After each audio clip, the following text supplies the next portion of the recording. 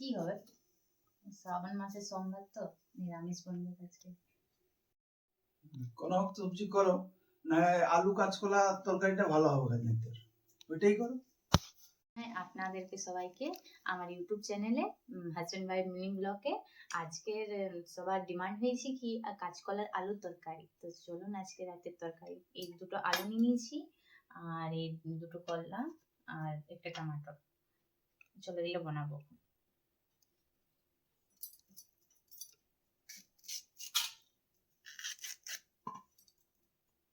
এইভাবে বানাতে এই কলাটাকে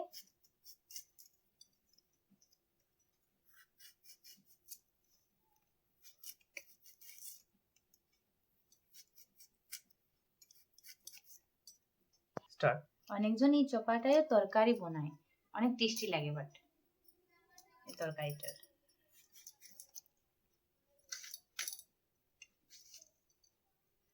এই সাইজে আমরা কলাটা বানিয়ে নিয়েছি। আর এখন ওর পরে আলু দিব।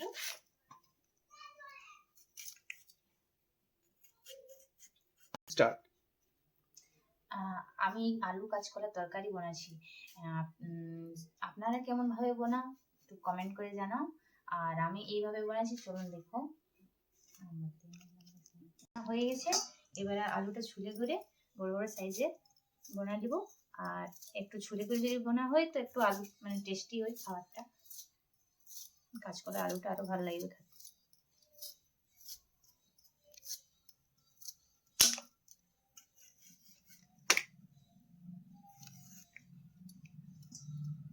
এই সাইজে বানালে জলদিও সিদ্ধ হবে আর ভালো লাগবে।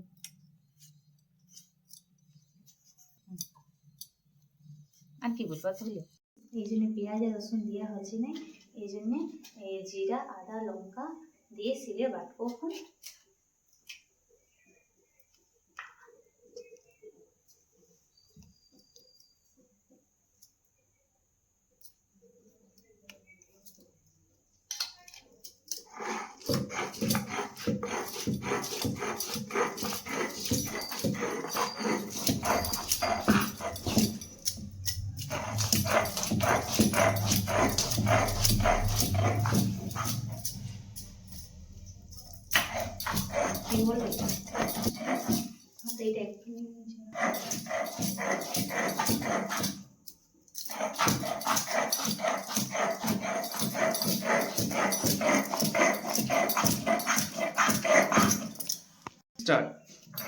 অনেকজন সিলে বাটতে পারে না, আমিও আগে পারতি না, এখন পারি, এখন হ্যাবিট হয়ে গেছে আমার।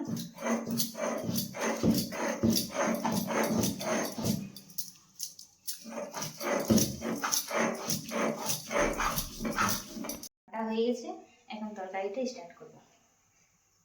এই দেখুন পিসে নিয়েছি আমি, বাটি নিয়েছি পুরো,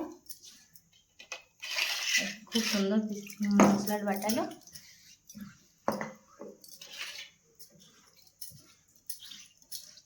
অন করে নিয়ে কড়াটা একটু গরম হয়ে যাক, তারপরে তেল দিয়ে দেবো, সরষের তেল। দেখুন সরষের তেল দিচ্ছি, সরষের তেলটা দিয়ে দিই এখন, হয়ে যাক, একটু গরম হোক। পাঁচফোড়ন গরম হয়ে যাক, তাহলে পাঁচফোড়ন দিব।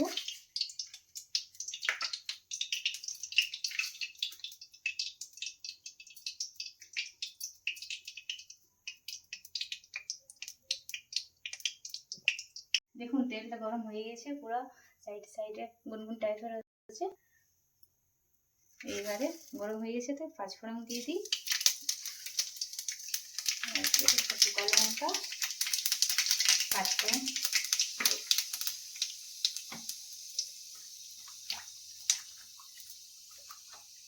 এবারে এই তরকারিটা সব দিয়ে দেবো।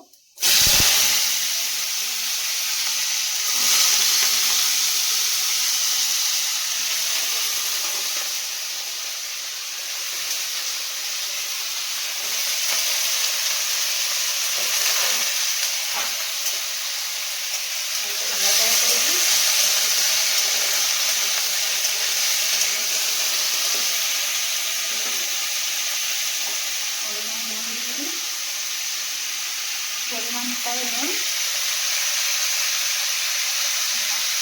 হালকা হলুদ,